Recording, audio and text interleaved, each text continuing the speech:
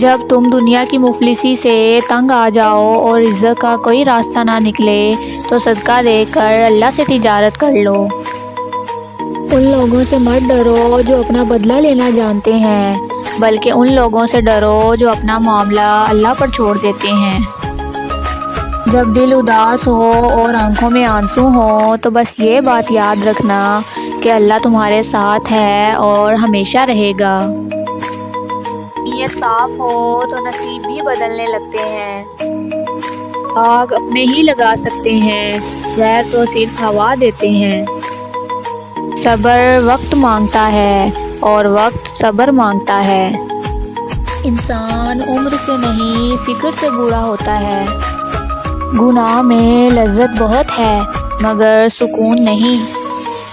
بیوقوف سے بحث کرنا دراصل یہ ظاہر کرتا ہے کہ بیوقوف ایک نہیں بلکہ دو ہیں۔